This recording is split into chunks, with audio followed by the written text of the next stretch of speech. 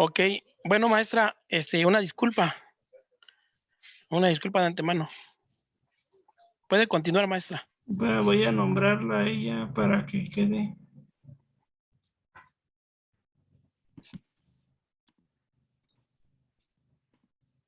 Solo que me habiliten, por favor.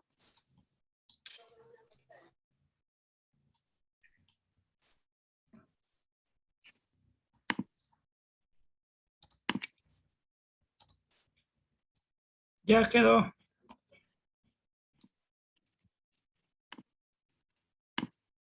Ok. Bueno, pues nos quedamos en esta parte. El objetivo de la sesión pues va a ser identificar estrategias basadas en la evidencia para que podamos prevenir riesgos de infecciones del torrente sanguíneo relacionadas a la terapia de infusión. Como se los dije al inicio, el objetivo también va centrado no específicamente en los cánones y los lineamientos de terapia intravenosa, sino que también tenemos que basarnos con base al grado de evidencia de manejo en las quemaduras y manejo tópico, que son un factor relevante en el control y la prevención de las infecciones relacionadas a esta. Hablando ya propiamente, pues tenemos que empezar a ver cuál es la importancia y la relevancia del manejo del paciente con quemaduras. Hablando desde la parte y el enfoque epidemiológico, las quemaduras pues van a ser lesiones producidas por diferentes agentes etiológicos. Esto puede ser mediante agentes físicos, químicos y biológicos, que los cuales, dependiendo del grado de exposición hacia el mismo agente, va a exacerbar la lesión a nivel de la piel. Estas, a su vez, van a constituir un importante problema de salud pública, ya que causa una severa discapacidad tanto en la parte física, psicológica, social y laboral, con un alto índice de mortalidad y secuelas graves. Es importante mencionar que dentro de esto, a nivel de la tipificación en salud pública, se dice que las quemaduras tienen un alto impacto en lo que se llama los DALIs, o lo que son los años ajustados a discapacidad, los cuales se van a calcular con base a lo que sería el grado máximo, la edad máxima de mortandad o de mortalidad que se tiene asociada en un país, con base a la edad en la cual está sufriendo el paciente la quemadura. Es importante mencionar que dentro del paciente quemado entra lo que sería dos tipos o dos factores importantes que impactan la mortalidad en etapa aguda o la mortalidad en etapa tardía. Dentro de la mortalidad en etapa aguda es la parte de situación en las cuales es indispensable saber el manejo y la resucitación del paciente quemado para poder impactar en lo que sería el restablecimiento de la fisiología de este paciente, con la intención de disminuir las complicaciones derivadas de ellas. Sin embargo, pese a que ha avanzado la tecnología, las altas tasas de mortalidad se asocian en este tipo de pacientes, específicamente en una etapa tardía, hablando específicamente de la presencia de infecciones relacionadas o vinculadas tanto al proceso de la quemadura, el manejo de la misma, pero también sobre lo que sería el manejo inadecuado de los dispositivos invasivos con los cuales se le está proveyendo el cuidado.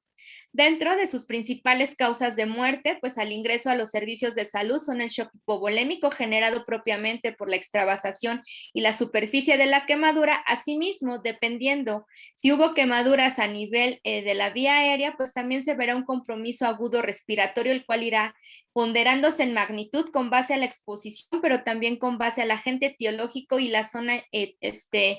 topográfica en donde se haya generado la misma. De igual forma, como se los mencioné, en fases posteriores, las complicaciones asociadas a procesos infecciosos son los que nos tienen que atañar, como sería en este caso, al manejo de los dispositivos intravasculares. Para hablar propiamente de lo que es la definición del paciente gran quemado, lo vamos a tomar tal cual nos lo dice la Guía de Práctica Clínica Nacional, en la cual se va a definir al paciente gran quemado por ciertas características etiológicas que se tienen y por ciertas condiciones endógenas del paciente. Se define que un paciente gran quemado va a ser todo aquel paciente menor de 2 años o adultos mayores de 65 años que presenten un 10% o más de porcentaje de superficie corporal quemada, y que estas quemaduras a su vez sean de segundo o tercer grado. De igual forma se va a definir como paciente gran quemado. Para que vaya. ¿Podrían apagar su micrófono? 15 minutos, a ver si no me dejan 20 o... Cierren sus micrófonos, compañeros, porque se escucha la conversación y no dejan a la ponente. Gracias, buenas tardes. San Antonio. ¿Cuál es tu número? Para que lo vaya a recoger allá en la parada. Es que se vino por el cerro. ¿Lo va a traer? A ver, déjenme decirle entonces que ya no está vieja porque que no tiene. Le digo, Pero no le puede había ser antes. Dice, Le había no. dicho al Juan que... Dice, es que la verdad no tengo. Así me dijo. María Elena Gavía, cierra tu micrófono, por favor, compañerita. Yo te la tratas de hacer igual.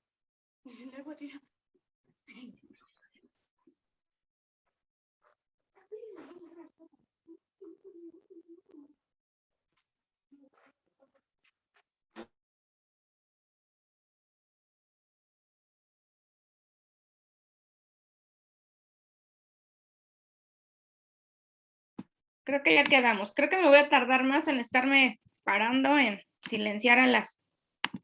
personas. Bien, dentro también del manejo del paciente o definido como gran quemado, vamos a tener a todo paciente, sin importar el grado de superficie corporal quemada, el porcentaje o el grado de profundidad de la quemadura, a todo paciente que haya sufrido quemaduras eléctricas. Estas quemaduras pues son las que se consideran más agresivas en relación al arco de voltaje, pero que también va a generar otro tipo de condiciones en el manejo del paciente. De igual forma, se tipifica como paciente gran quemado a todo paciente con quemaduras asociadas a politraumatismo, insisto, también sin tomar en consideración el porcentaje de quemadura ni el grado de profundidad de la misma. Y entraría dentro de esta definición los pacientes quemados con patologías graves asociadas. En este caso serían todos aquellos pacientes que tuviesen alguna comorbilidad o una enfermedad crónico no transmisible, como lo es el cáncer, la diabetes o la hipertensión. Esto por las condicionantes sistémicas y fisiológicas que ya impactan al paciente y que condicionarían incluso el pronóstico del paciente, agregando el traumatismo por quemadura. Para eso, y con base a la estadística nacional y al haber un aumento dentro del manejo o la incidencia de accidentes por quemadura, se crea o es necesario crear de manera imperante centros especializados para manejo de este tipo de pacientes, los cuales tienen que ir centrados con base a todas las necesidades en relación a el ajuste fisiológico, pero también a la parte de reintegración a la actividad, con base a las necesidades y secuelas que pudiese dejar la quemadura. Entonces, para esto, en el año 2011, a nivel nacional, como decreto presidencial, se crea lo que es el Centro Nacional de Investigación y Atención a Quemados o de Quemados, el CENIAC, el cual queda en el Instituto Nacional de Rehabilitación y el cual está conformado por un equipo multidisciplinario, el cual desde el primer contacto que se tiene con el paciente se hace una valoración muy específica, no únicamente con la intención de restablecer la fisiología del paciente, sino que también se busca y se prevé la parte de la rehabilitación temprana con la intención de disminuir todas aquellas complicaciones que impactarían en el desarrollo de las actividades diarias del paciente, con la intención de que éste se reintegre lo antes posible y que afecte lo menos posible también la quemadura con la cual él ingresó a este centro.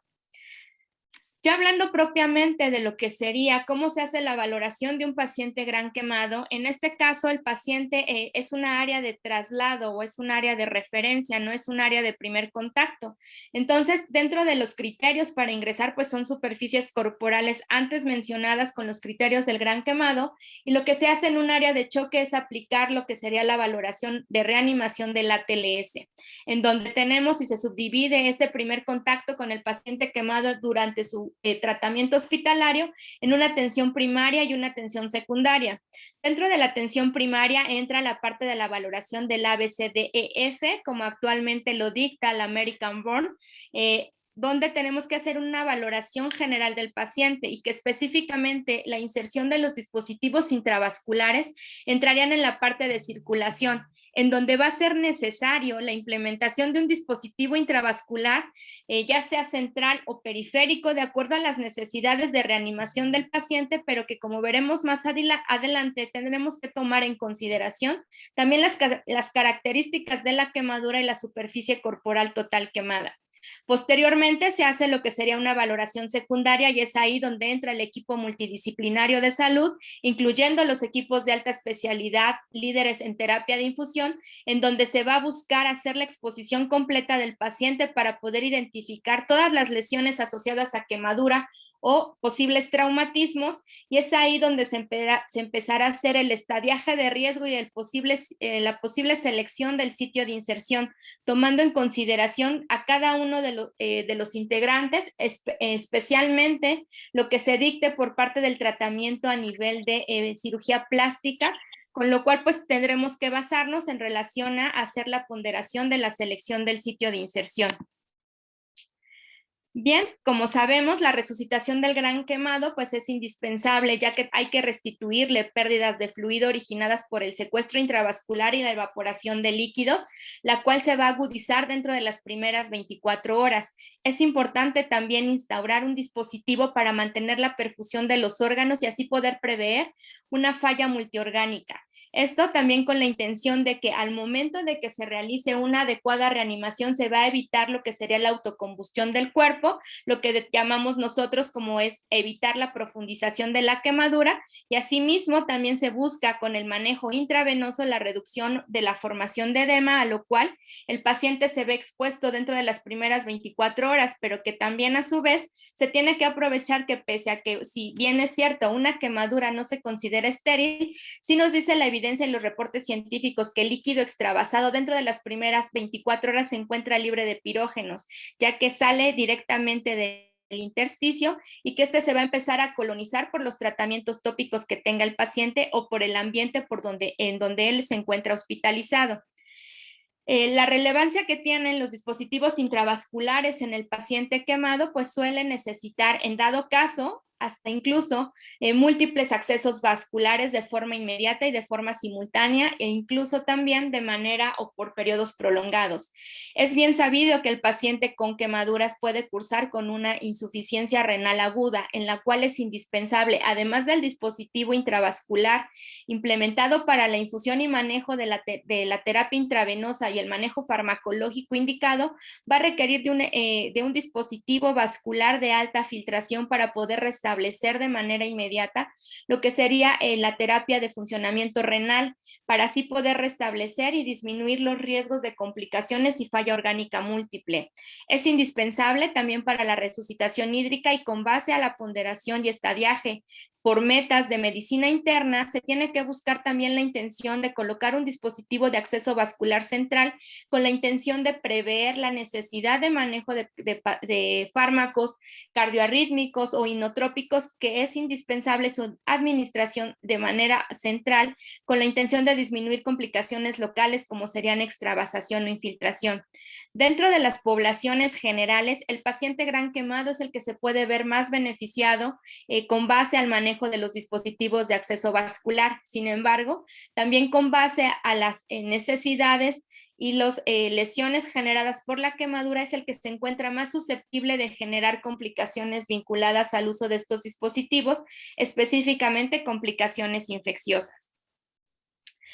Dentro de las vías de acceso intravenoso, la cito tal cual de la guía de práctica clínica también para manejo del paciente gran quemado, se nos hace lo que es la sugerencia o la recomendación de cuáles serían las vías de acceso de selección para poder nosotros instaurar el tratamiento intravenoso. Sin embargo, como lo veremos más adelante, se hacen adecuaciones con base a las necesidades del paciente. Dentro de la guía de práctica clínica se nos dice que dentro de la valoración del paciente, la primera elección debe de ser una vena periférica o un dispositivo vascular periférico en área no quemada. Esto siempre con la intención de poder prever el riesgo de colonización a nivel del microbioma transitorio y residente que tenemos en la piel. En el dado caso de que no se pueda acceder hacia una vena periférica porque las condiciones del paciente no lo permiten, nuestra segunda opción o nuestro segundo sitio de selección sería una vena central en área no quemada, para poder asegurar esa disposición central de todos los medicamentos y todos los líquidos con los cuales se va a reanimar el paciente. En dado caso de que no sea posible y en el primer contacto que se tenga o las condiciones del paciente ameritan una inserción de urgencia, se pudiese realizar lo que sería en una vena periférica en área quemada mientras se inicia la reanimación, pero se buscará la transición hacia un sitio más seguro en relación a disminuir la traslocación bacteriana. Y como cuarta opción, y que se nos marca como la peor con base también al nivel de evidencia y con base también al nivel de aumento de la biocarga y riesgo de colonización, sería la elección de la colocación de una vena central en área quemada. Sin embargo, como lo veremos más adelante, con base al manejo que se ha dado en el Instituto Nacional de Rehabilitación, específicamente en el manejo del paciente gran quemado, en ocasiones la única vía que nos queda es la inserción de accesos vasculares en áreas quemadas, ya sea en proceso de repitalización o en proceso de quemadura cruenta. Sin embargo, es importante mencionar que también se pueden implementar estrategias para la reducción de la biocarga y manejo seguro de los dispositivos. Dentro de lo que es la terapia de infusión, se tienen bien descritos lo que son los riesgos vinculados a estas. Dentro de la literatura se nos especifican lo que son 7 posibles riesgos asociados a terapia de infusión, en donde se nos dice que la primera de ellas es la contaminación por partículas en el uso y manejo de lo que son los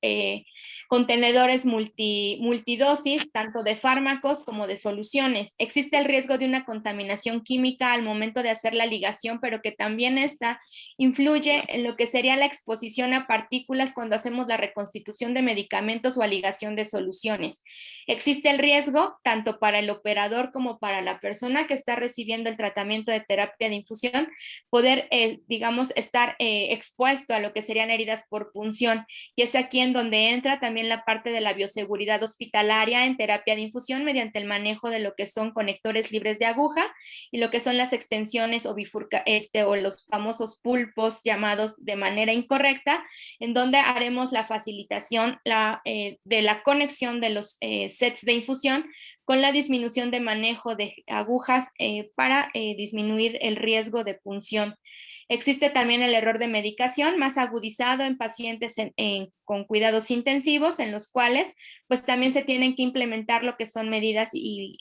estratégicas para la contención y disminución de los mismos. Es importante también estar al pendiente en este tipo de pacientes hacia lo que es la incompatibilidad de medicamentos. Debemos de tener conocimientos básicos de farmacología para hacer la distribución de las soluciones y medicamentos con la intención de no generar inestabilidad en cada uno de ellos y hacer modificaciones a nivel químico que pudiese generar incluso la obstrucción y pérdida del dispositivo vascular. Otro punto a vigilar es el posible riesgo de embolismo aéreo, el cual va vinculado por la conexión y desconexión de los sets de infusión, pero que también va estrechamente vinculado con lo que es ya el desuso de las conexiones Luer-Slip dentro del manejo de los sets de infusión, y ahora como punto de buena práctica se exige lo que son las conexiones Luer-Lock, es decir, las que son de rosca, con los cuales se disminuye el riesgo de desconexión inadvertida y que pudiese quedar expenso el paciente hacia lo que sería la presencia de un embolismo aéreo. Dentro de la contaminación microbiológica, se nos hace alusión a la parte de la contaminación de soluciones. Sin embargo, a manera personal y haciendo un análisis de estos riesgos dentro del paciente quemado, entra la parte de la piel, la cual juega un papel primordial al momento de la inserción de los dispositivos, pero que además de manera habitual y de manera fisiológica es la primera barrera de contención y protección mediante hacia los agentes lesivos externos, y principalmente es el primer protector hacia los agentes microbiológicos y microorganismos que pudiesen generar algún riesgo de contaminación. Dentro de esto, pues es importante también mencionarles, ¿no?, que la piel, o hacer un uso y un recuento de lo que sería la piel a nivel fisiológico y anatómico, esta tiene diferentes funciones muy propias y complejas. Esta, a su vez, va a generar lo que es una interacción multiorgánica, y dentro de lo que es el grupo de estudios para lo que es la población en riesgo, como lo son las poblaciones adscritas o hospitalizadas en áreas de cuidados intensivos, entra un nuevo término que es la disfunción cutánea, algo que hace alusión a una ruptura en la homeostasis de la piel y que va a predisponer al paciente a un sinfín de situaciones que va a aumentar el riesgo incluso de lo que serían diferentes factores predispuestos hacia la parte de prevención y control de los microorganismos, tanto de manera interna como de manera externa. También, como sabemos, la piel, o fisiológicamente la piel, desempeña diferentes funciones. Y con base a esas funciones, pues tiene como que factores específicos de protección, regulación,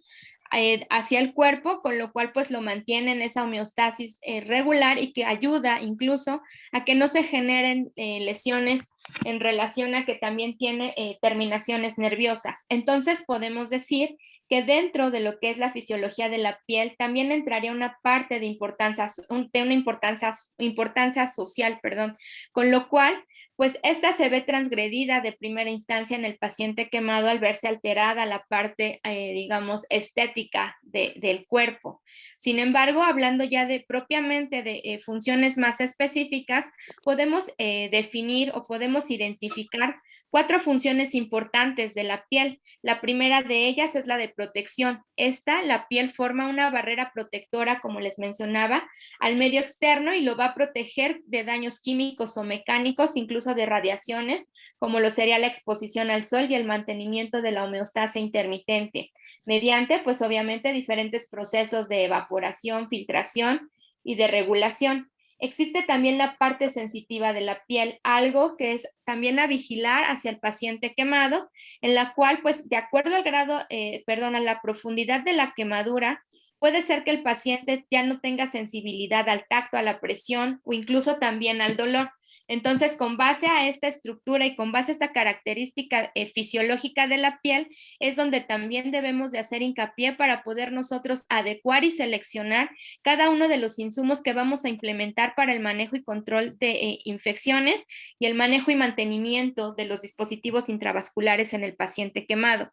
Dentro de otra de las funciones que desempeña la piel, pues se encuentra sin lugar a duda la termorregulación, la cual va a realizar a través de la dilatación y la constricción de los vasos y que también lo hará mediante la regulación por el sudor. Una de las actividades o de las funciones abolidas de la piel dentro del paciente quemado, y es por ello su importancia que también al momento del manejo y la selección de cada uno de los productos que vamos a nosotros a colocar sobre la piel, sea también con la intención de poder prever y controlar que se mantenga la termorregulación lo más adecuada posible para no desencadenar otro tipo de factores en el paciente gran quemado.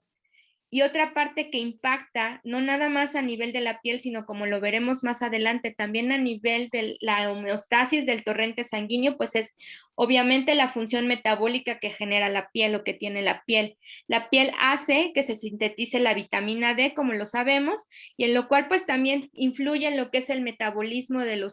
del calcio y de los fosfatos. Sin embargo, pues dentro de la parte de la disfunción de la piel, se va a hacer lo que sería la tipificación, como les mencionaba, de la disfunción cutánea.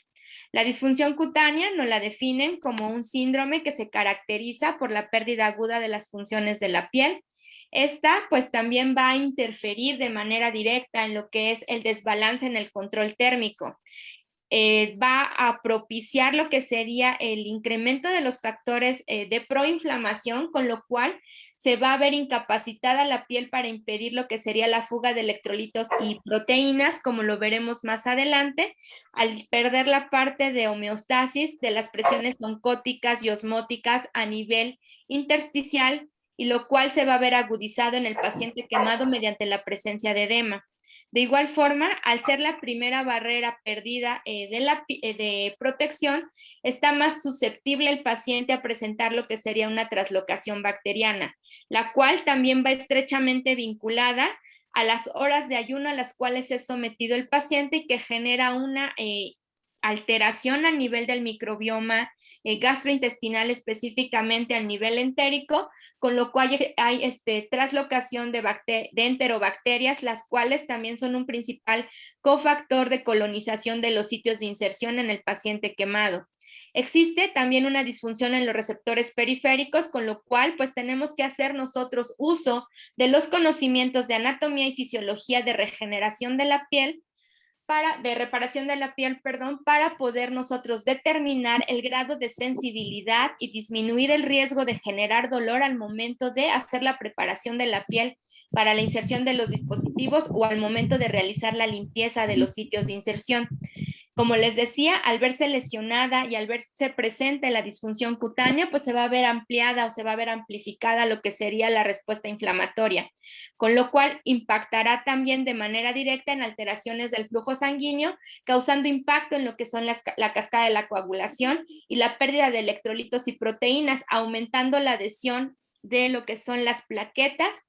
y lo que serían los microorganismos a nivel del torrente sanguíneo. Entonces, como se observa aquí en la parte del diagrama, vamos a generar en primera instancia un desequilibrio del sistema inmune. Se va a activar los sistemas proinflamatorios por ácido nítrico y otros mediadores bioquímicos, con los cuales pues va a favorecer la adhesión a nivel de la piel dañada, de microorganismos y ciertos alérgenos que van a generar ciertas modificaciones en esos estratos de la piel o en esas capas de la piel, que con base a cómo vaya regenerándose la misma, se vaya reparando la misma, va a haber presencia de irritación, sequedad o incluso puede predisponer a la presencia de infección. Es por ello que también es indispensable al momento de hacer la valoración del paciente quemado,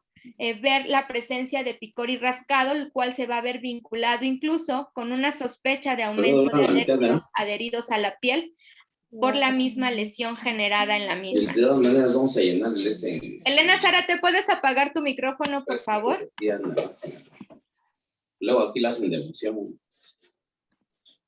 No quieren que sea todo más digital. De todas maneras, ¿tienes ahí tu celular? Pero cuando vale.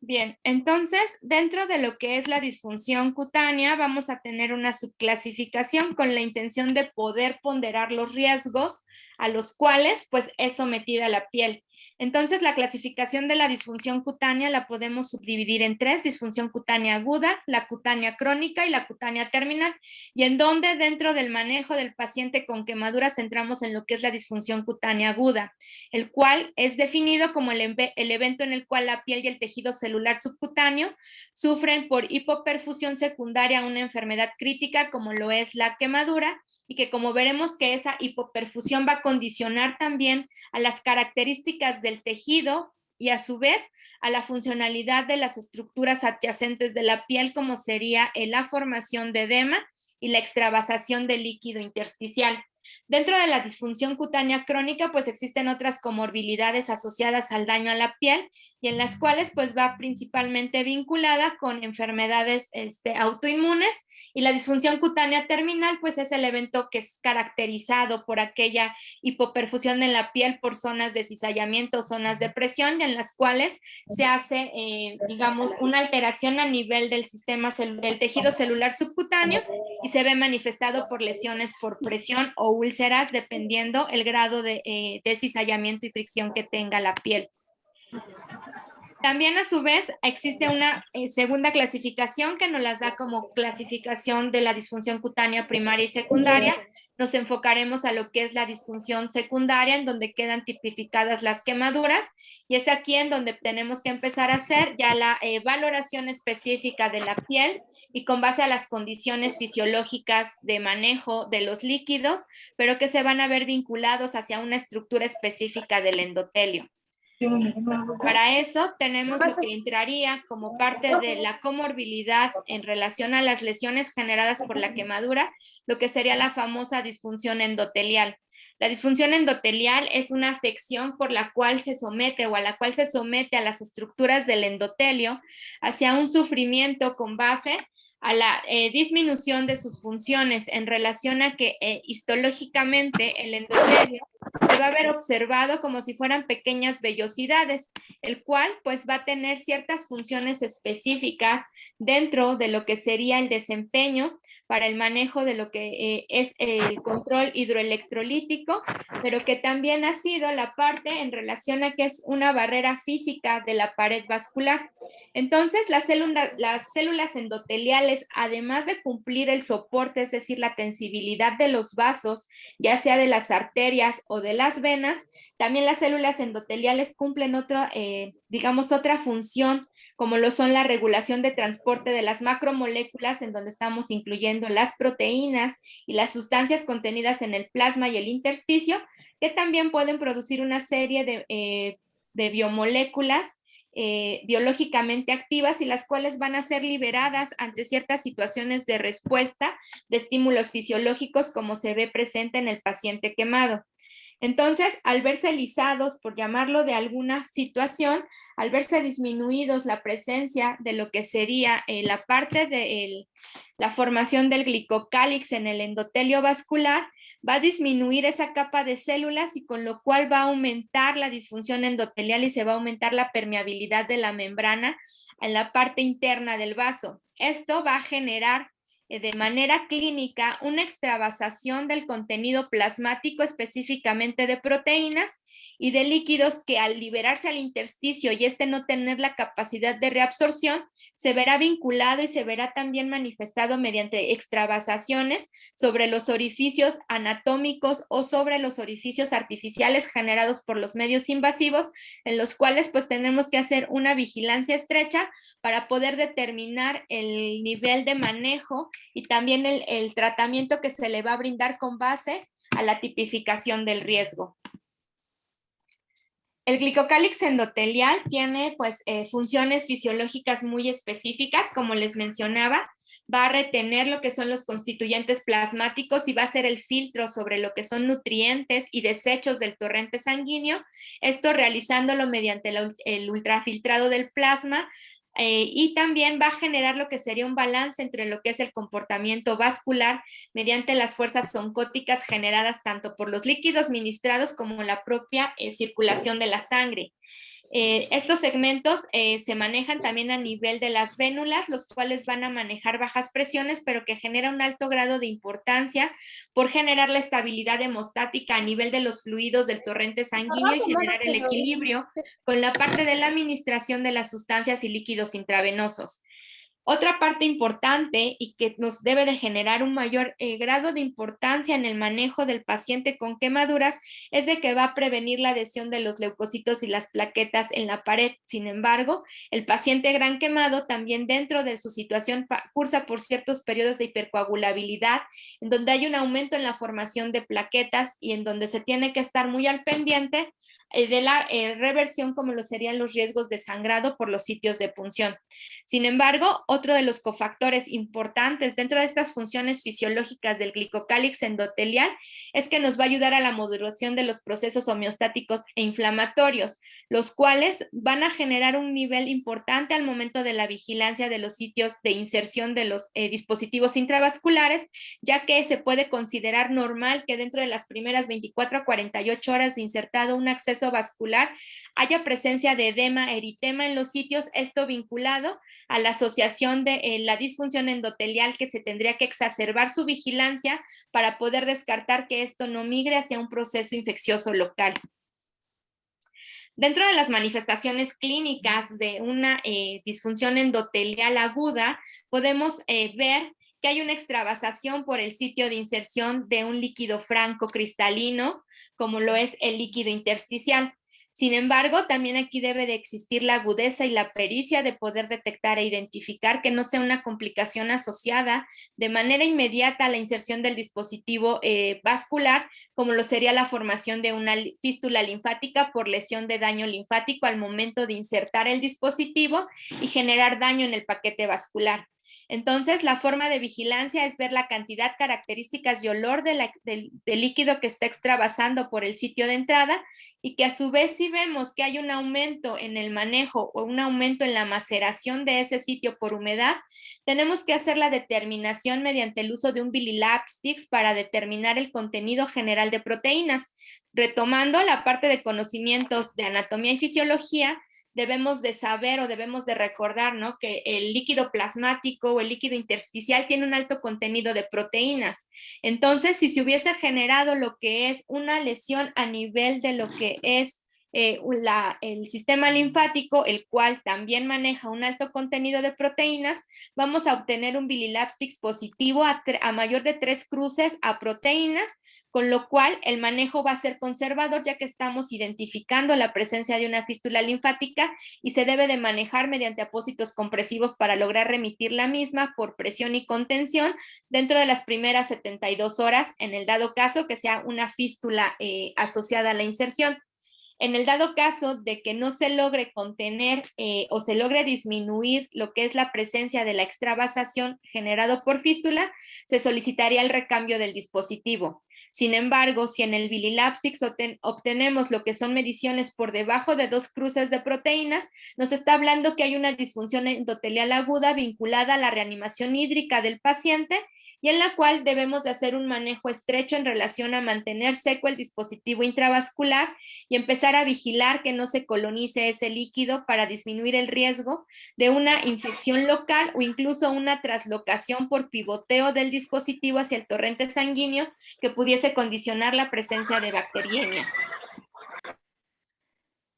Dentro de la valoración ya específica del acceso vascular y del paciente con quemaduras, se tiene que hacer una valoración específica al momento del contacto con el paciente. Al momento de ingresar los pacientes al manejo intrahospitalario, debemos de valorar si ingresa o no ingresa con dispositivo de acceso vascular y qué tipo de dispositivo es, asimismo como las condiciones del mismo para poder nosotros determinar si es factible su permanencia o debe de ser retirado el acceso. Esto también tomando en consideración el control general del paciente, la estabilidad general del paciente. En dado caso de que el paciente se encuentre inestable y las características del dispositivo no sean las ideales o nosotros consideremos con base a su manejo que hay un alto riesgo de colonización, se toma un índice propiamente de colonización para poder tipificar dentro de las primeras 24 a 48 horas la biocarga con la cual ingresa el dispositivo intravascular y considerar si es seguro mantenerlo hasta que el paciente se encuentre estable y sea seguro su reemplazo. Sin embargo, si el paciente no ingresa con un dispositivo intravascular, pues se va obviamente a proceder a la inserción del mismo, tomando en consideración los siguientes cofactores. Hay que hacer un primer estadiaje de riesgo, el cual hacemos en la segunda valoración al momento de la exposición general del paciente, en donde valoraremos el riesgo de infección, el retraso de la maduración dérmica, es decir, con base al grado de superficie corporal quemada y profundidad de la misma, y cómo será su manejo para el proceso de repitelización de la piel. Si hay formación de escaras, pues se evitará también que el sitio quede contiguo a la zona donde se está identificando la escara, ya que con esto corremos el riesgo de una invasión bacteriana y traslocación hacia el torrente sanguíneo, con lo cual aumentaremos el riesgo de bacteriemia y al no detectarla pudiésemos condicionar incluso la presencia de sepsis y que pudiese evolucionar a una falla multiorgánica. Entonces, como vemos, la selección de los dispositivos del paciente quemado tiene que responder a un sinfín de variantes con la intención de contener el riesgo de infecciones del torrente sanguíneo que pudiesen conllevar a la muerte al paciente. Es por ello también que resulta indispensable conocer cuál es el nivel de biocarga o cuáles son los microorganismos habituales de la piel, el famoso microbioma y mapeo microbiológico de los diferentes sitios de la piel, pero sobre todo de aquellos sitios que pudiesen tener correlación con los sitios de inserción y selección para el dispositivo intravascular o que en su defecto pudiesen albergar algún otro tipo de medio invasivo que generaría una puerta de salida, con lo cual aumentaríamos el riesgo de una contaminación cruzada, como pudiesen ser la presencia de tubos endotraqueales, traqueostomías, la presencia de sondas transuretrales o incluso la presencia de gastrostomía. Esto con la intención de poder nosotros seleccionar con base a ello un sitio de inserción más alejado y disminuir así un poco más el riesgo de una contaminación cruzada mediante su manejo. Entonces, en nosotros es importante empezar a manejar cuáles son las situaciones en relación al microorganismo basal de la piel, como lo sería Staphylococcus epidermidis, uno de los principales microorganismos que van a colonizar los sitios de inserción de los dispositivos intravasculares en el quemado, esto por la alteración inmunológica, con lo cual se generan lo que son las primoinfecciones o autoinfecciones, al aumentar las unidades formadoras de colonias de ese microbioma que en primera instancia pues es defensor del cuerpo, pero que al verse inmunocomprometido aumenta su potencial y pudiese volverse patógeno para el hospedero. También nos toma vital importancia en los pacientes con quemaduras y que se manejan por ayunos prolongados, el riesgo de lo que sería una translocación bacteriana por enterobacterias, principalmente lo que sería Escherichia coli, otro de los microorganismos que también se aíslan dentro de los cultivos en los pacientes gran quemado. Y otro cofactor vinculado hacia la parte de las heridas es el Acinetobacter baumani. Entonces, tomando más o menos en consideración el mapeo microbiológico y el riesgo de contaminación, es de donde se va a tomar la ponderación de riesgo para poder disminuirla y, si es factible, pues colocarla lo más lejos posible de estas factores que pudiesen predisponer su colonización, o en su defecto, seleccionar la que generaría un menor riesgo en relación a contaminación y colonización. Para ello, dentro de lo que es la terapia de infusión, se vinculan 3 zonas de riesgo sobre el mapeo del cuerpo. El mapeo de alto, bajo y mediano riesgo, en donde también va vinculado con la parte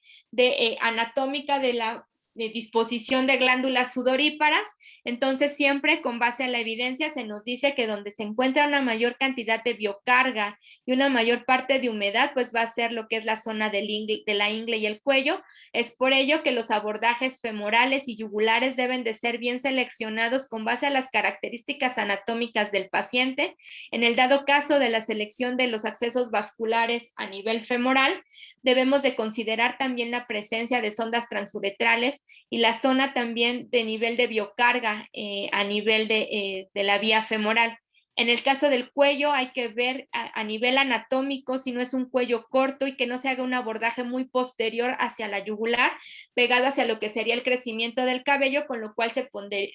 pondera el riesgo elevado por una colonización de los microorganismos contenidos a nivel del cabello. Dentro de las zonas de mediano y bajo riesgo vamos a tener también la parte del área supraclavicular. Esta zona pues se genera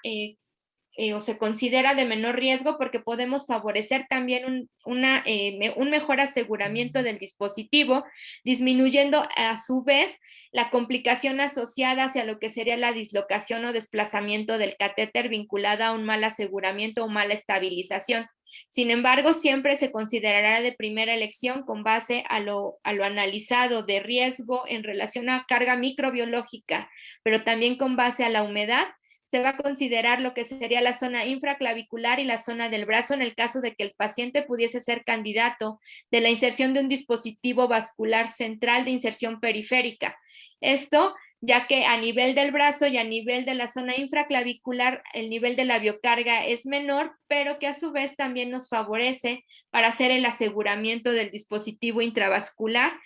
y evitar así su desplazamiento. Entonces, con base a lo anterior, también tenemos que considerar lo que sería la selección del sitio de inserción. Y en el caso del manejo del paciente gran quemado en el Centro Nacional de Atención al Paciente con Quemaduras en el CENIAC, tomamos en consideración 3 variantes. 1, el porcentaje de superficie corporal quemada. 2, las condiciones generales del paciente, en donde se va a hacer un mapeo de riesgo en relación a todos los medios invasivos que pudiese recibir el paciente para mantener y restablecer su fisiología y hemostasia. Y 3, el tratamiento quirúrgico, que sin lugar a duda, el que va a condicionar en mayor parte y sobre medida la selección del sitio de inserción va a ser el tratamiento quirúrgico. Pues retomando lo que nos dice la guía de práctica clínica, si bien es cierto, se debe de considerar siempre la primera elección de una vía central en una área no quemada, en ocasiones los pacientes que ingresan con superficies corporales no quemadas son las que van a ser de primera elección para la toma de injertos. Entonces, debemos de considerar con base a la proyección de tratamiento quirúrgico, cuál va a ser la situación de manejo de coberturas para poder nosotros seleccionar con base en eso y la ponderación del mapeo microbiológico del cuerpo, ¿cuál sería la vía más factible de mantener, no únicamente al momento de la inserción, sino también al momento de la vigilancia y monitoreo, para poder nosotros vigilar de forma permanente los sitios de inserción y poder así disminuir la colonización cruzada, incluso por las propias condiciones de la quemadura, pero también de los propios tratamientos tópicos brindados para hacer la restitución y regeneración de la piel? Para ello, en primera instancia, nos basamos en lo que son los puntos de buena práctica dictados por el CDC de Atlanta y el HIPAC, los cuales se emitieron en el año 2011, en donde se genera lo que es el famoso bóndulo o las buenas prácticas o el paquete de prevención al momento de la inserción, en las cuales se nos dictan 5 variables que se deben de cumplir sí o sí, sin excepción, al momento de la preparación de la piel para la inserción y manejo de los dispositivos intravasculares. Dentro de estas variantes, pues se responde obviamente a lo que se ha venido trabajando, no únicamente en el manejo de dispositivos intravasculares, sino por su impacto que tiene la disminución de infecciones asociadas a la atención en salud, lo que es realizar la higiene de manos. Posterior a ello, se debe de garantizar lo que es el uso de barrera estéril máxima, en donde las guías de práctica de altos estándares en terapia de infusión nos dice que al momento de insertar un dispositivo intravascular central se debe de cubrir al paciente en una superficie aproximada del 80% para nosotros poder garantizar una superficie estéril y con menor riesgos de inoculación de microorganismos al momento de hacer la colocación y manejo del dispositivo intravascular. De igual manera, se pone como gold estándar el uso de gluconato de clorhexidina al 2% para la preparación de la piel, algo que también se tiene que ver modificado, como lo veremos más adelante, en la preparación del paciente gran quemado, ya que en ocasiones el uso de la clorhexidina, que es base alcoholada, puede generar desecación del tejido, pero que también a su vez, dependiendo la zona donde se encuentra y a la profundidad de la quemadura, podemos condicionar la presencia de dolor asociada a la irritación por el alcohol. Se dice que también dentro del estándar de buena práctica se debe de hacer lo que es la selección de inserción subclavia, por lo que vimos anteriormente. Sin embargo, también haciendo alusión ya al manejo específico y tipificación y tropicalización del manejo de dispositivos intravasculares, se hace una valoración endógena del paciente quemado para poder nosotros seleccionar la vía de menor riesgo. Y el punto de buena práctica en relación al monitoreo de los dispositivos intravasculares, se dice que se debe de quitar las líneas de catéter innecesarias, es decir, se tiene que hacer una valoración diaria para poder ver el avance del paciente, pero también tenemos que ver y vincular el tipo de terapia de infusión que está recibiendo el paciente para poder determinar si ya es necesaria hacer lo que sería una transición de tipo de dispositivo y poder disminuir el riesgo de manejo de medios invasivos. De igual manera, apegado a este protocolo, pues a nivel nacional lo van a ver ustedes vinculado con lo que es la famosa instrucción Bacteremia 0, en donde se agregan más o menos las mismas variantes seleccionadas de manera internacional. Sin embargo, a nivel nacional, además de la higiene de manos y lo antes descrito, también tenemos que hacer alusión y tener que estar al pendiente de lo que es la calidad del agua, con la intención de reducir una contaminación por microorganismos contenidas en la misma que pudiese potencializar el riesgo de infecciones.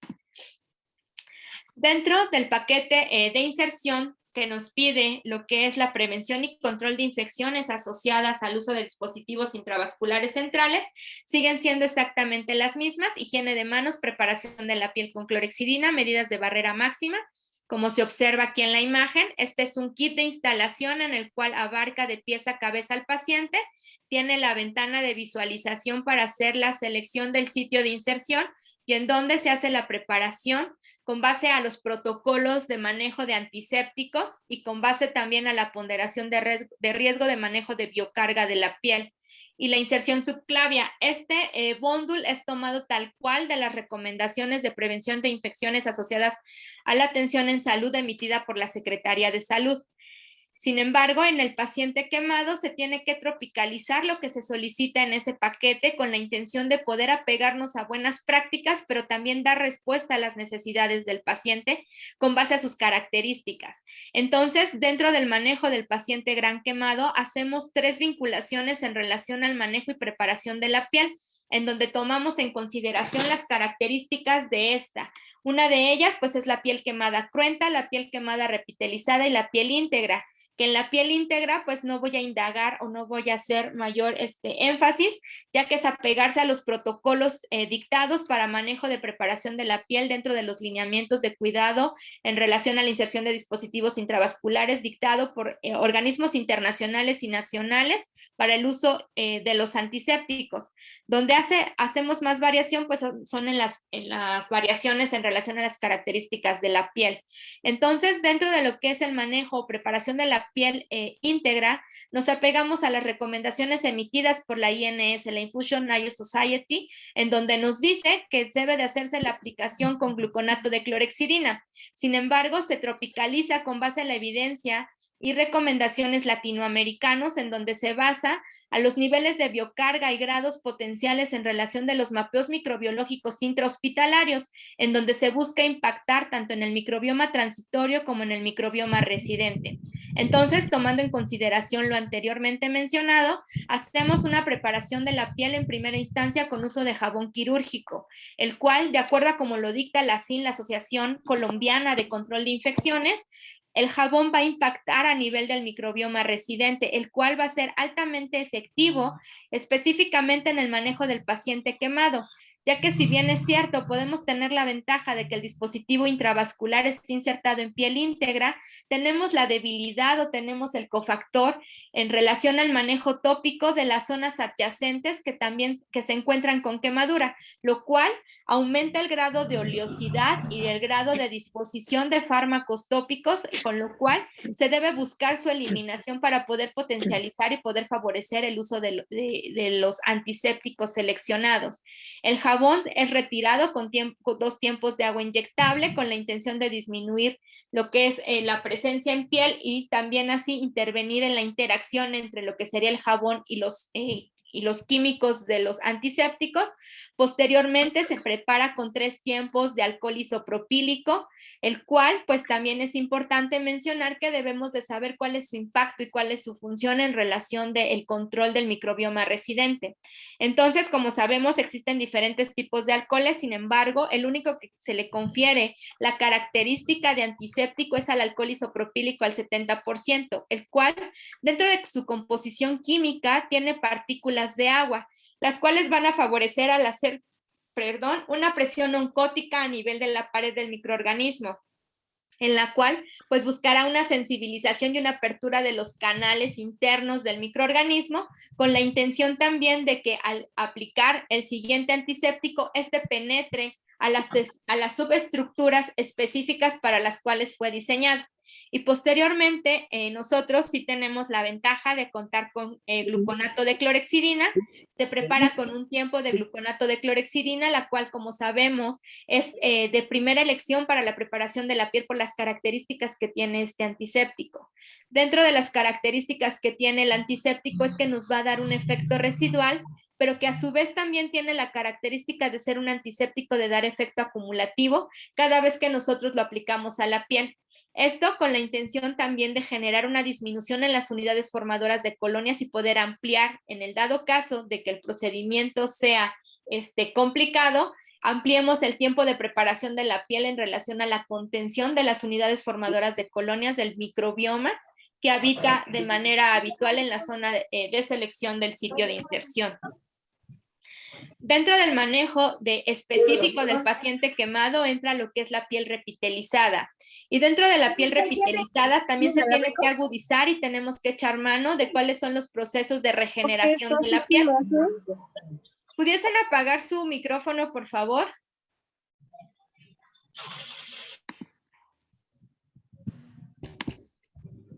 Dentro de lo que es el manejo de la piel repitelizada, vamos a tomar en consideración la parte sensitiva de la piel. pero también tomaremos en consideración la parte de regeneración en la situación de que aumenta la oleosidad como un factor protector para hacer la maduración de colágeno y de las condicionantes externas de la piel. Entonces, aquí tenemos que hacer la visualización si es un estrato córneo inmaduro, que lo vamos a ver rosado, el cual es altamente sensible, o si es un estrato córneo ya en proceso de maduración, que lo vamos a ver más cafecito. Entonces, dentro de la selección, pues siempre será también el uso de jabón para poder disminuir toda la parte o hacer la transición del tejido desvitalizado por la regeneración propia de la piel, a su vez impactar en la disminución de la oleosidad y también disminuir la biocarga transitoria. Posteriormente se va a hacer el enjuague con agua inyectable, otra de las modificaciones que se realizó, ya que el protocolo original era el uso de solución fisiológica. Sin embargo, apoyándonos dentro de lo que son las modificaciones de manejo del paciente con quemaduras y paciente con alguna lesión en la piel o alguna herida, se hace la recomendación que con base a la evidencia se tenga que omitir el uso de solución fisiológica. Al ser con un alto contenido en sales, aumenta la sensibilidad y también aumenta el grado de dolor en la zona donde se esté preparando la misma. Es por eso que entonces se hace la selección con agua inyectable y en el dado caso de que sea un estrato córneo maduro, es decir, con una coloración más ocre, se hace la aplicación de clorexidina específicamente en la zona del sitio de inserción para poder disminuir el riesgo de contacto con zonas en proceso de maduración. Y en el dado caso que sea una etapa, un estrato maduro en proceso de maduración, exclusivamente se hace la preparación con clorexidina en el sitio de entrada sin extender hacia la zona de los apósitos para disminuir el grado de desecación y dolor en la misma.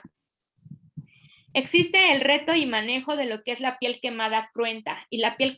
quemada cruenta se apega específicamente a los lineamientos puros de manejo de heridas, en el cual su única intención es su única intención es disminuir la materia orgánica y contener lo que es la presencia del microbioma transitorio.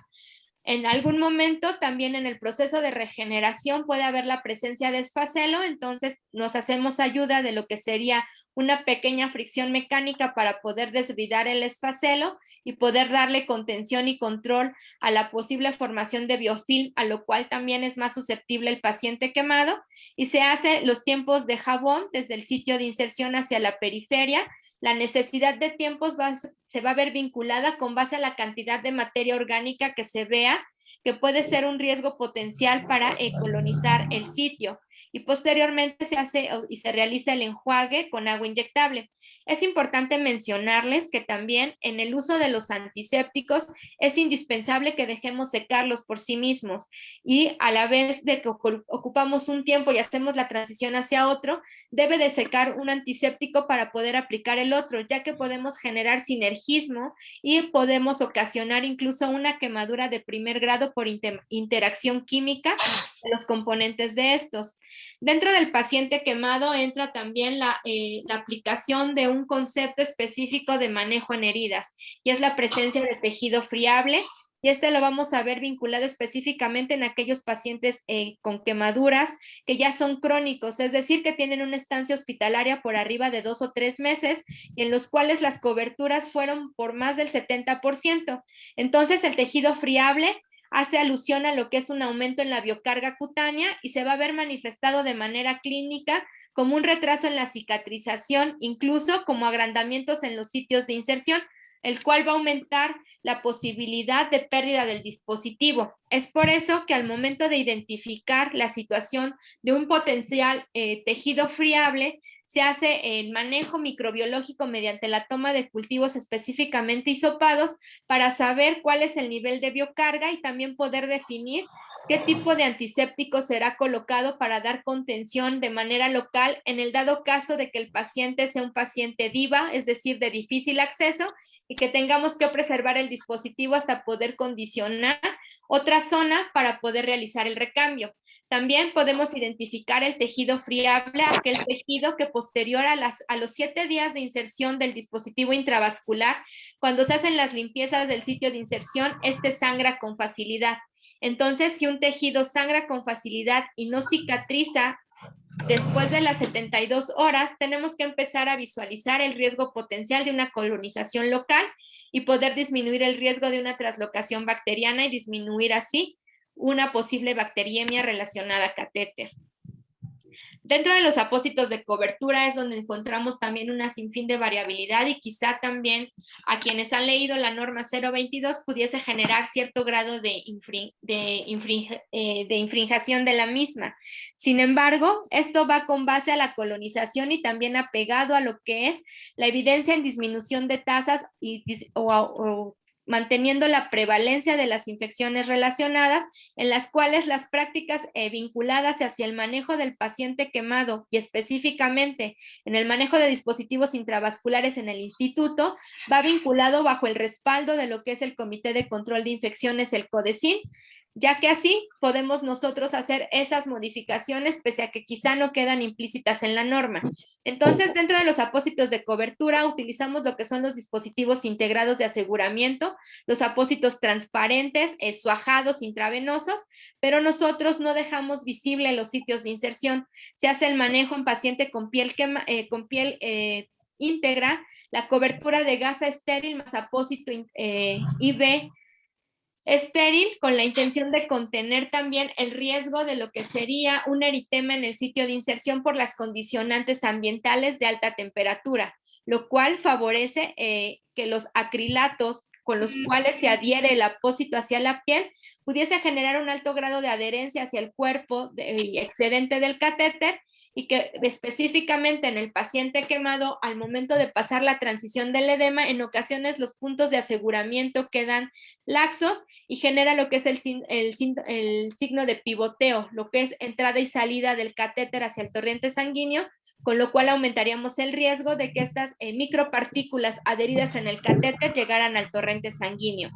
Otro tipo de cobertura es la tela de poliéster con adhesivo, el cual se maneja como un doble apósito, un apósito primario y un apósito secundario con la intención de disminuir el tramaje que tiene este tipo de tela, y se ocupa también lo que sería una gasa estéril para cubrir el sitio, desde el sitio de inserción hacia los puntos de aseguramiento o en su defecto, hacia cubrir todo el excedente del cuerpo del catéter. La transición o el recambio de este tipo de apósito va a ser cada 72 horas o en aquellos pacientes con susceptibilidad y estratos córneos en procesos de maduración se puede mantener hasta 5 días siempre y cuando la cobertura se encuentre íntegra y sin ninguna alteración de suciedad o contaminación exógena generada por alguna condición del paciente. Sin embargo, en los pacientes que están los sitios de inserción o los dispositivos colocados en áreas cruentas en donde por el grado de extravasación propiamente por el proceso de quemadura no se puede adherir ningún tipo de apósito, se hace el uso de gasa estéril en la cual la intención va a ser exclusivamente contener el aislamiento del sitio de inserción con el resto del ambiente intrahospitalario y obviamente con base a la topografía de los factores invasivos que tiene el paciente. En algún momento se hizo el uso de gasas impregnadas de biguanida, las cuales están específicamente diseñadas para los shunts de las salidas de los fijadores externos ortopédicos, pero que sin embargo, pues este insumo no se pudo mantener de una manera constante, entonces es por ello que se estuvo manteniendo o se mantiene la parte de la cobertura con gasa. La mediación y la tipificación en relación a la temporalidad del recambio del tipo de cobertura y la limpieza del sitio va a ir mediada con base a las condiciones de la quemadura en relación al nivel de extravasación. Y otro tipo de apósito que utilizamos son los apósitos... Perdón, maestra, perdón que la interrumpa. Apague su micrófono, por favor. Asunción Flores Moreno, Juan Morales Hernández, Julia Quiñones y Odi, por favor. Es una falta de respeto tener sus micrófonos prendidos. Por favor, gracias. Adelante, maestra. Entonces, otro de los apósitos que tenemos nosotros para brindar cobertura hacia los sitios de inserción son los apósitos con almohadilla de clorexidina. La almohadilla de clorexidina anteriormente dentro de lo que eran las recomendaciones del CDC se nos decía que no se debía de colocar ningún tipo de antiséptico en los sitios de inserción con la intención de disminuir el riesgo de colonización. Esta indicación cambia a partir del año 2019 en donde se nos dice que todo paciente crítico se debe de ver beneficiado por este tipo de apósitos. En el caso de nosotros, dentro del protocolo, este tipo de apósito con almohadilla de clorhexidina quedaba asignado o queda asignado en aquellos pacientes en los cuales su catéter se encuentra insertado en piel sana y que estamos sospechando de un posible proceso infeccioso local. Entonces, aquí se echa mano del protocolo para la identificación de microorganismos del sitio de entrada, en donde se toma un hisopado inicial para saber qué microorganismo y el nivel de biocarga que está teniendo. Se coloca el apósito de clorhexidina para poder visualizar alguna transición de exacerbación en el sitio, y posteriormente, a los 10 días que es recomendado el uso de este tipo de apósitos, se hace la transición hacia el apósito habitual o convencional que se maneja, que es mediante el uso de gasa y apósito transparente, y a las 72 horas se retira el mismo y se toma un nuevo hisopado para hacer una correlación del índice inicial tomado por el proceso vinculado a infección o a descartar el mismo. Perdón, pero es que me distraen. Tenemos también el uso de apósitos combinados. El uso de apósitos combinados es específicamente en aquellos pacientes en donde vemos un factor de riesgo ponderal en relación a una infección cruzada por extravasación de alguna quemadura cercana al sitio. En este caso, este catéter estaba insertado en área o en zona sana. Sin embargo, si vemos a su cercanía, tiene zonas de deflagración, las cuales dentro de las siguientes horas posteriores a la inserción del acceso empezó con extravasación. Ese líquido extravasado generaba contaminación del sitio, lo cual condicionaba también en un aumento de la manipulación y recambio del apósito de cobertura. Entonces, con la intención de disminuir el riesgo de colonización del sitio de inserción, se utiliza lo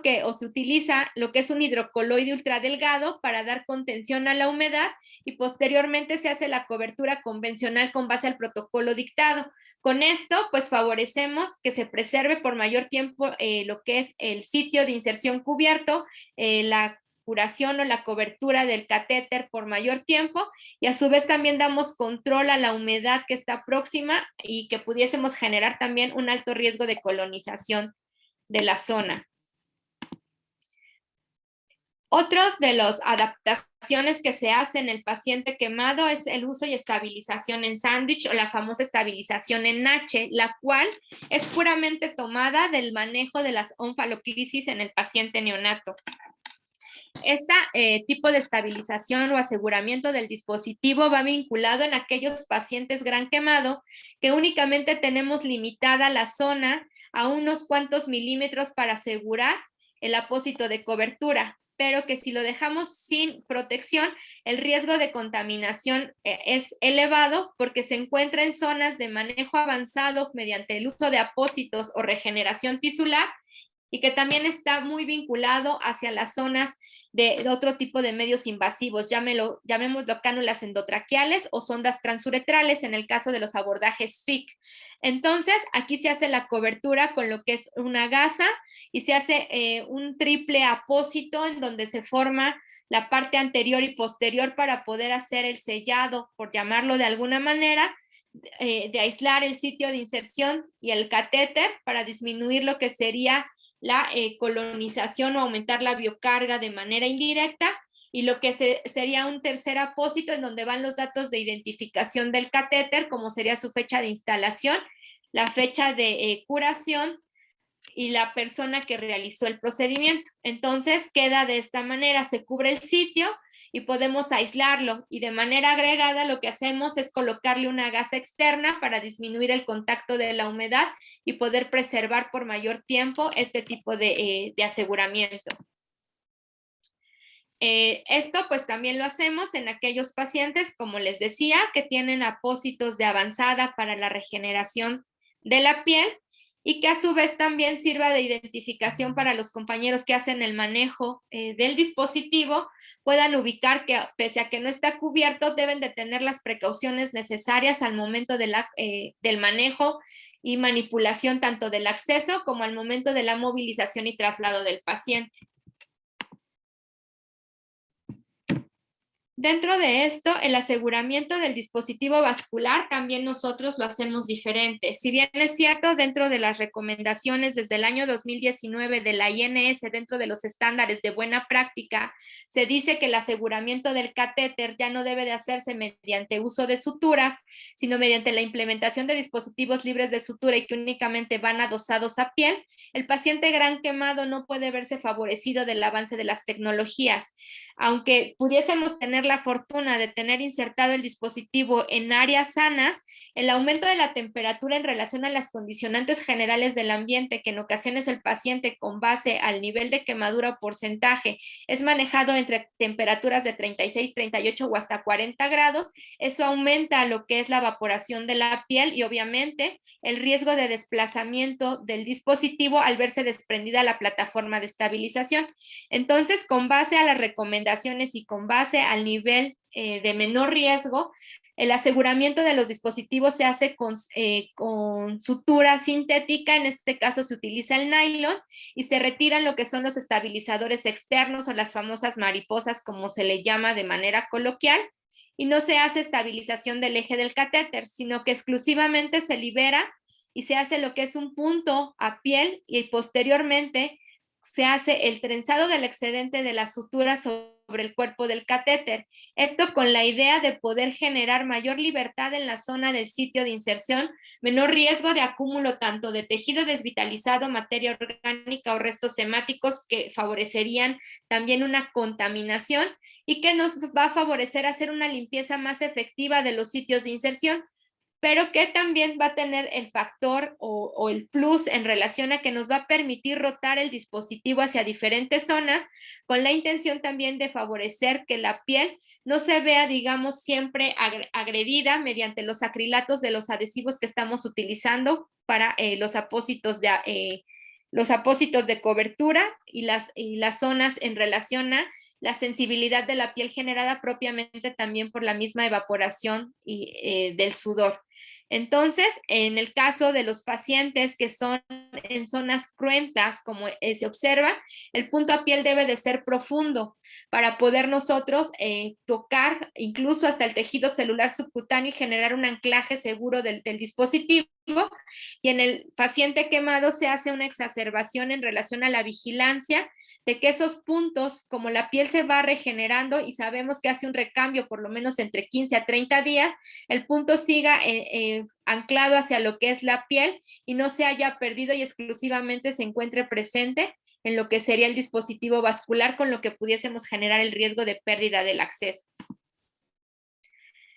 Dentro de los controles que se toman, pues es la parte del control de rayos X, sin embargo, en la actualidad ya se hace más uso de ubicación de las puntas con base a técnica de ultrasonido. Hay una técnica que se llama técnica de burbuja, en donde se hace la instilación de solución y se observan las cámaras intracardíacas para poder ubicar la punta del dispositivo intravascular. Al ser un paciente crítico, si bien es cierto, no se debe de considerar como urgente la inserción de dispositivos intravasculares centrales, en ocasiones no se espera lo que es la placa de rayos X, sino que se inicia la infusión y posteriormente se ve la ubicación de la punta. Sin embargo, las recomendaciones nos dicen que antes del uso de cualquier dispositivo intravascular debemos de estar seguros en dónde se encuentra la punta para poder nosotros ubicar si no hay una traslocación o una malposición de catéter.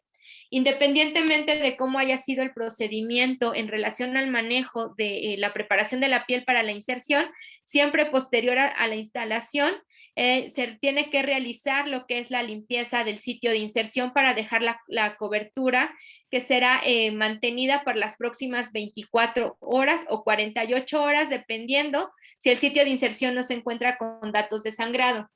En ese momento, el personal adscrito a lo que es el equipo de terapia de infusión hace la colocación de todos aquellos accesorios que van a proveer seguridad al manejo del dispositivo intravascular, entre los cuales quedan los conectores libres de aguja o, en su defecto, si las necesidades del paciente, pese a que se le colocó un catéter multivía, es necesario la colocación de extensiones multivía sobre la salida de cada uno de los lúmenes del catéter, es el momento en el cual se realiza la colocación de estos, así como la conexión de los sets de infusión, todo con la intención de disminuir el riesgo de sobremanejo del dispositivo, pero sobre todo garantizar la técnica estéril al momento de realizar dichos procedimientos.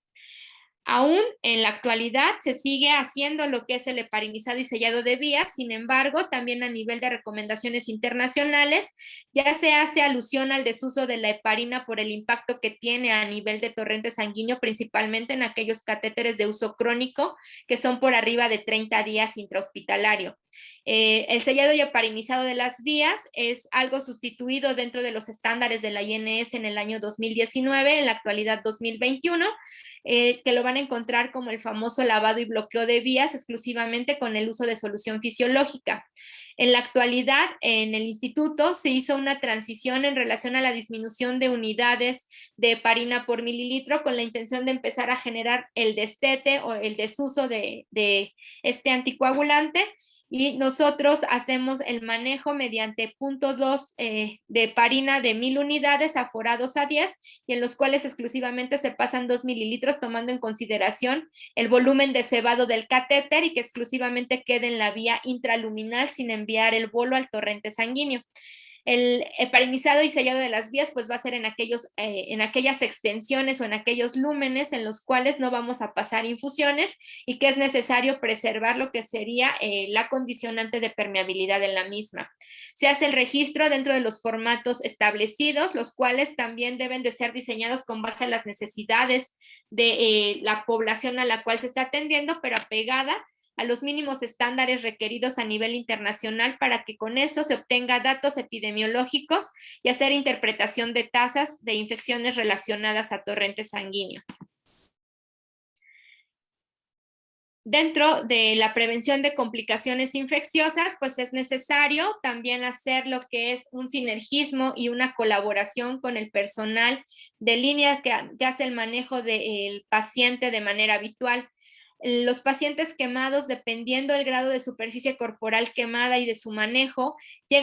puede ser que pasen por un proceso de pronación. Entonces, para disminuir el disconfort al momento de la movilización, se aprovecha el momento de sedoanalgesia que tiene para el recambio de apósitos o cambio de ropa de cama, para hacer la valoración de los sitios de inserción en dado caso de que estos no queden visibles al momento del posicionamiento del paciente. Sí, ya vi que levantaron la mano, pero lo vamos a ver al final de la clase porque ya estoy en tiempo.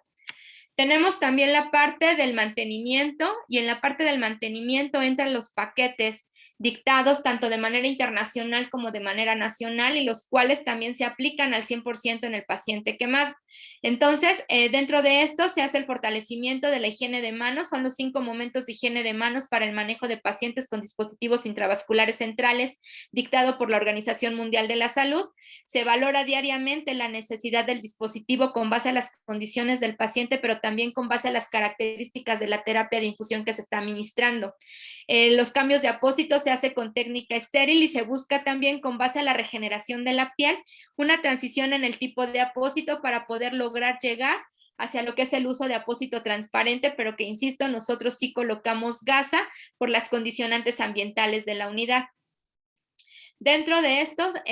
vienen los protocolos de cambio de los sets de infusión, en donde van mediados con base a las características de pH y osmolaridad. Si bien es cierto, dentro de la norma 022 se nos establece que los recambios de los sets de infusión deben de ser cada 72 horas, existen variantes en relación a las condicionantes hiperosmolares o hiperproteicas de algunas sustancias de terapia intravenosa. En el dado caso de manejo de propofol, específicamente en el paciente quemado se hace el uso de albúmina. Estos se deben de realizar el cambio de los sets de infusión cada 24 horas con la intención de disminuir la colonización intraluminal de las vías y poder preservar así de manera estéril el sistema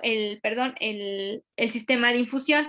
Existe también la recomendación, que anteriormente era como que un punto no resuelto, el uso de filtros, principalmente en aquellas sustancias intravenosas que aumentan el riesgo de colonización, como lo pudiese ser una nutrición parenteral. y entra dentro del protocolo de mantenimiento los nuevos cánones en relación a dos terminologías relativamente nuevas en terapia de infusión, lo que es la descontaminación activo-pasiva de los puertos de entrada o puntos críticos de atención, y donde también entraría la implementación de la técnica no tocar, en donde hace alusión a no tocar o hacer descontaminación activa en el caso de la mayoría de los hospitales en el sistema de salud, con lo que es la descontaminación con gasas estériles impregnadas de alcohol isopropílico, todos los puertos de entrada y de inyección antes y después de la desconexión hacia el manejo de las soluciones o medicación en bolo, o en su defecto al momento del recambio de lo que son sets de infusión. Y la descontaminación pasiva, que es mediante el uso de tapas, las cuales se van a colocar en aquellas vías que no están en uso, pero que la intención va a ser mantener descontaminada la zona para el momento de hacer un nuevo abordaje al conectar o administrar algún medicamento. Dentro de las guías que generan mayor grado de evidencia y sobre las cuales se fundan los protocolos que anteriormente les mencioné, obviamente va a dictar siempre lo que es el Centro de Control de Infecciones, los CDC, los estándares de la INS, a nivel, a nivel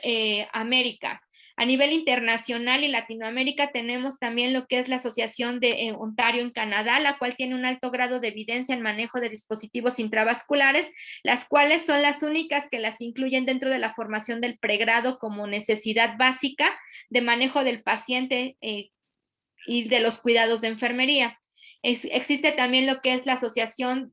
Vascular, la cual es la AVA, y la cual también igual, si es de su interés, les recomiendo consultar. Esta dicta diferentes guías y lineamientos para la valoración y tipificación de ciertos riesgos en los pacientes sometidos a la administración de terapia de infusión y colocación de dispositivos intravasculares. Ya a nivel de Latinoamérica tenemos la Asociación Colombiana de Terapia Intravascular, la COTEIN, y ATISPA, que es la Asociación Argentina, en donde también se trabajó de manera conjunta con la Asociación Mexicana de Profesionales en Terapia de Infusión para la emisión del protocolo de las buenas prácticas del manejo del dispositivo intravascular periférico corto. Y la que tiene mayor, camino recorrido en relación a evidencia y que tiene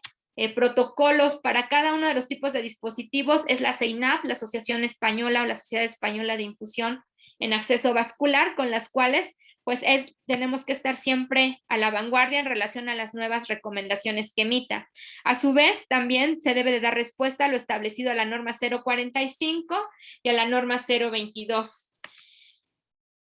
Y en base a lo que es el manejo de quemaduras, pues también hay modificaciones con base a la American Burn Association, en donde pues también va dictando ciertos cánones en relación hacia la modificación de manejo de las quemaduras, las cuales pues impactan también en la práctica clínica mediante el manejo de los accesos vasculares. Y a nivel español o a nivel europeo tenemos lo que es el Grupo Nacional para el Estudio y Asesoramiento en úlceras por presión y heridas crónicas, en las cuales emite recomendaciones y tiene un manual y un consenso de aproximadamente 200 páginas en donde nos da la valoración específica de las zonas quemadas, pero también emite las recomendaciones para el manejo de las biocargas. Bien, pues ya para concluir, pues tenemos que el paciente quemado, pues es una de las poblaciones especiales, ¿no? Yo cuando vi este dibujo, a mí así lo asocié a mi paciente quemado. Tenemos la población común en donde tenemos un sinfín de posibles opciones que pueden ser aplicadas. Sin embargo, el paciente quemado tiene especificaciones a las cuales, no por ser como que una parte o un cofactor como barrera a la quemadura, se pueda ver, tenemos que verlo vinculado también a proveerle un cuidado con alta evidencia y mejores prácticas. Entonces, si nosotros hacemos un análisis en relación a todo lo que tiene, pues sabemos que todo tiene solución, solamente tenemos que hacer, pues es buscarla, pero como siempre les digo, no de corazón, sino con base al grado de evidencia que nos soporte en la práctica clínica y disminuyendo el riesgo y asegurando una alta calidad en el manejo del paciente. Pues bien, es necesaria siempre la formación del personal de enfermería para que ésta juegue un eje imprescindible para el cuidado de los dispositivos intravasculares, pero que también es de vital importancia que tenga formación y habilidad en lo que es el control y prevención de infecciones. Es necesario tener dentro de los conocimientos básicos el manejo de las biocargas y también los riesgos potenciales a nivel intrahospitalario para poder contener y disminuir mediante la implementación de estrategias y protocolos dirigidos específicamente a las condicionantes poblacionales, las cuales van a impactar de una manera importante en la disminución de las tasas, principalmente de incidencia, como lo son las bacteriemias relacionadas a catéter. De igual manera, es imprescindible la capacitación continua y hacer un trabajo en equipo multidisciplinario para el cuidado y manejo de la terapia de infusión. Esto con la intención de poder identificar complicaciones de manera temprana y poder impactar en ellas sin que repercutan en el paciente. Parte de la bibliografía que se utilizó y pues les agradezco su atención. Ok, pues muchísimas gracias, maestra Lorena, por su participación en esta tarde. Por favor, la terminación 3310, que apague su micrófono. Terminación 3310, así aparece. Favor de apagar su micrófono. Ok. Bien, maestra, tenemos por ahí de una manita arriba. Vamos a ver, tiene una pregunta. Imagino que va a preguntar algo. Ok, es de Julia Quiñones. Por favor de hacer su pregunta. Adelante, Julia. Benito Valeriano, ¿puede apagar su micrófono, por favor? Julia, ¿alguna pregunta, Julia?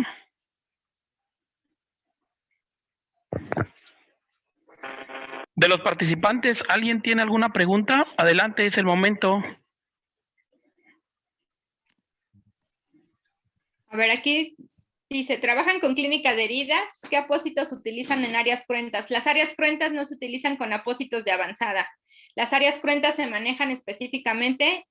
vinculadas hacia el manejo de control de biocarga. Hasta el momento no se trabaja de manera, digamos, simultánea con clínica de heridas. Sin embargo, sí se solicita en el dado caso de pacientes, digamos, en una etapa extrema, que déjenme decirles que no han sido quemados, sino han sido pacientes de áreas de hospitalización común. Sí se hace la vinculación, sin embargo, insisto, dentro de la formación del equipo, se hace un conocimiento básico de manejo de heridas vinculado siempre hacia la parte de control y prevención de lesiones en la piel. Entonces, en la piel quemada cruenta, en la piel cruenta únicamente se hace el control microbiológico con el uso de jabón y con agua inyectable. En su momento se buscó lo que fue la implementación de lo que es la biguanida líquida para poder dar un mejor control a la biocarga. Sin embargo, en la actualidad todavía es algo que no se puede o no se logra concretar dentro del instituto. Ok, gracias, maestra, por su respuesta. ¿Alguien más de los participantes? ¿Alguna pregunta que le desee hacer? Adelante. Buenas tardes. Una pregunta. Cuando es, por ejemplo, un impacto de bala, bueno, no es de bala, sino de escopeta, al momento de que impacta, por ejemplo, una pierna y la cera y quema, ¿qué apósitos son los adecuados, aparte del BAC, para que se pueda recuperar? Bueno, yo me estoy enfocando en accesos vasculares, ahí estamos hablando de quemaduras. Es muy burdo que yo te dé una observación en relación al manejo de herida, porque tienes que ver o tienes que vincular la parte de las condiciones del hecho de la herida, los cofactores de biocarga y cómo estás tipificando la herida, si es una herida limpia, una limpia contaminada o una contaminada, ya que de ahí va a derivar el uso y manejo de los apósitos. Entonces, generalmente tienes que ver qué tan expansiva fue la lesión, qué tan expansiva y qué tanto daño generó tanto a nivel de la parte no únicamente de la piel, sino muscular y a nivel de tejidos. Y ya con base en eso se hace la selección, ya que pudiese ser que incluso pudiese solicitarse lo que es una cobertura cutánea y no necesariamente o generalmente no remiten con el uso exclusivo de apósitos. Entonces, es una condicionante muy específica y donde se tendría que hacer una valoración individual, sí, por un experto, para poder determinar cuál sería el mejor control. La terapia BAC regularmente la van a seleccionar cuando están viendo un aumento en la humedad o en el exudado que tiene la herida con la intención de generar un equilibrio.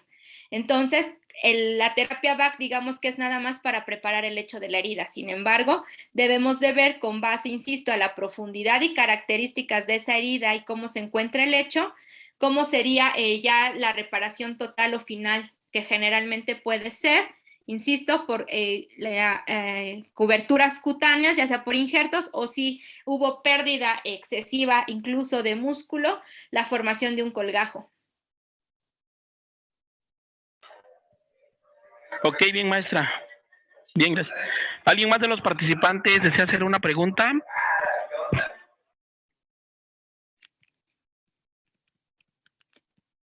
Hay 2 manos alzadas, no sé si las que alzaron la mano quieren preguntar algo. Sí, buenas tardes. ¿Cómo podríamos manejar el paciente fuera del área hospitalaria? Ya sabe que cuando está dentro del hospital, pues tiene medicamentos, se les dan los cuidados necesarios, pero cuando el paciente le dan de alta en su casa, ¿cómo se podría manejar? No entiendo tu pregunta, o sea, no me queda claro. ¿Cómo manejarlo en qué? ¿Terapia ambulatoria? Porque hay personas que pues a veces por la economía no se quedan mucho tiempo en el hospital y pues les dan de alta. Entonces, ¿cómo se puede manejar en casa? Es que ahí ya es otro tipo de protocolo. O sea, si tu paciente está egresando con un dispositivo intravascular, la institución que lo está egresando con un catéter tiene la obligación y la responsabilidad de tener un protocolo para manejo ambulatorio. El manejo ambulatorio consta, por lo menos en el caso de nosotros, consta de 4 sesiones intrahospitalarias en donde se tiene que asignar a un cuidador primario que va a ser responsable del manejo del catéter en casa.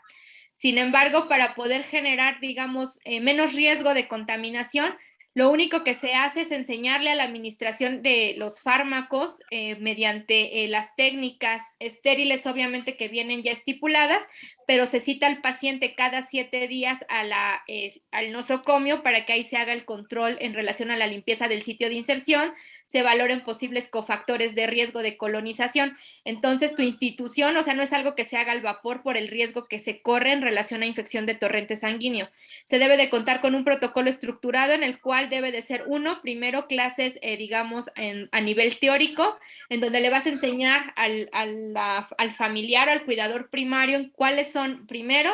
que se familiarice con los accesorios, ¿no? Que identifique los nombres, porque para uno es muy fácil. Le tienes que enseñar la estructura de una bayoneta, le tienes que enseñar cómo hacer el cebado de los equipos, le tienes que enseñar a hacer las descontaminaciones activo-pasivas, le tienes que enseñar a hacer el lavado y bloqueo de la vía, le tienes que enseñar a cómo va a preservar el set de infusión con el menor riesgo de contaminación. Tienes que enseñarle a hacer preparación ambiental para la descontaminación de las mesas. Tienes que enseñarle a la estructura del kit con base a lo que él puede adquirir para el manejo extrahospitalario. Ya que tú te fuiste a 2 sesiones teóricas, vas a hacerle la sesión de réplica a la persona. Ella tiene que hacerte el procedimiento. Nosotros en primera instancia se hace con un maniquí. Y antes de que egrese el paciente, se pone en contacto el personal de los líderes ETI con el personal adscrito hacia la zona de hospitalización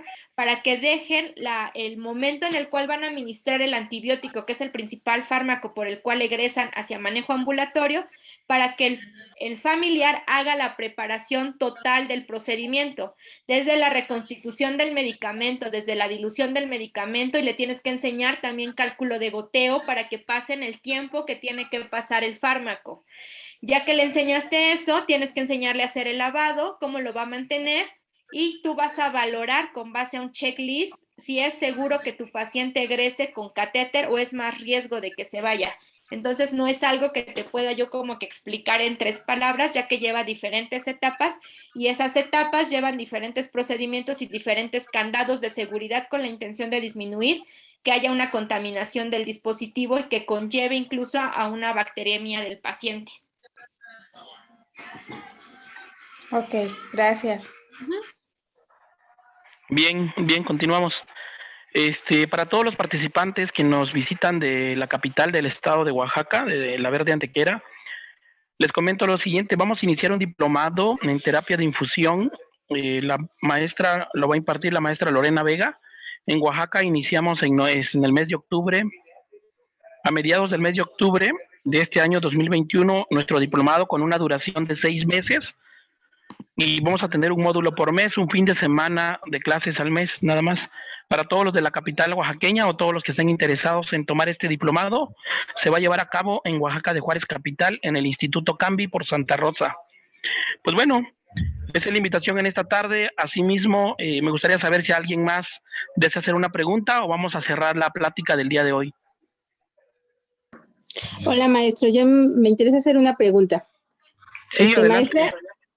Maestra, primero felicitarla. Gracias por compartir sus conocimientos. Mi pregunta es esta. En el paciente quemado de gran extensión, lo que se refiere a la curación de un catéter central, la posinstalación, la curación es a las 24 horas. En este caso, ¿se podría aguantar 48 horas sin ningún problema, sabiendo lo que, bueno, de antemano de lo que mencionó, que el líquido intersticial que sale del paciente se considera, bueno, se cree que se considera estéril? ¿Podríamos conservar el apósito por 48 horas?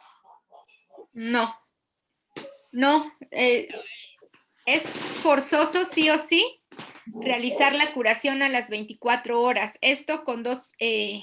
situaciones o con dos objetivos. Uno, poder tú valorar si no hay alguna complicación inmediata asociada a la inserción. Y dos, quitar la parte, si bien es cierto, quizá puede estar seco, quitar la parte de transición del tejido desvitalizado. También así te lo piden las buenas prácticas de manejo de terapia de infusión. ¿Cuándo sí puedes postergar 48, 72 horas? Cuando muy posiblemente el paciente está en un proceso de sangrado activo en el sitio de inserción, ya sea por plaquetopenia o estén aumentados los tiempos de coagulación. Entonces ahí sí se te permite realizar el recambio a las 48, 72 horas con la intención de que favorezcas una hemostasia mecánica por la presión del apósito. Sin embargo, si tu paciente no tiene esa condición, es necesario que realices el cambio a las 24 horas. No podemos dejarlo más tiempo. Ok, maestra, gracias. Bien, continuamos. ¿Alguien más? ¿Alguna otra pregunta?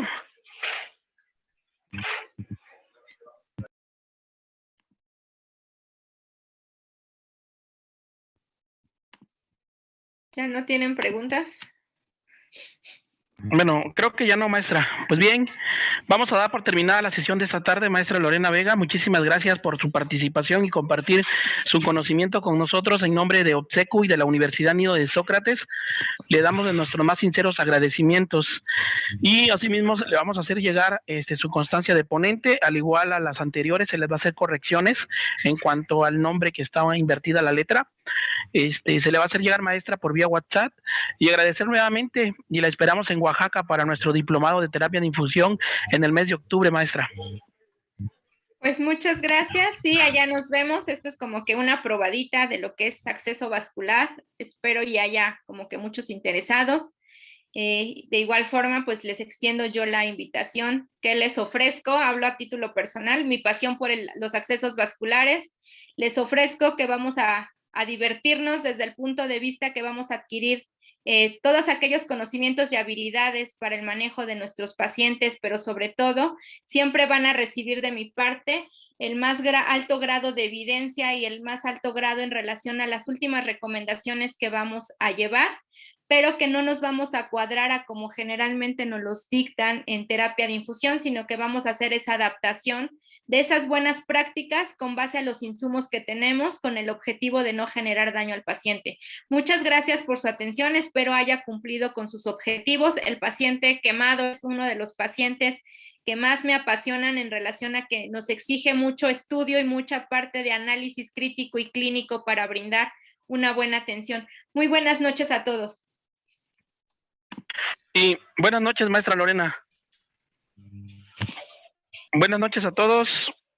Nos vemos en nuestra próxima buenas noches. El día viernes vamos a tener el tema de la vacuna COVID. Vamos a tener de mitos y realidades de la vacuna COVID. Pues bueno, nos vemos el viernes. Buenas noches a todos. Que pasen una excelente noche. Gracias, buenas noches. Gracias, buenas noches. Hasta luego.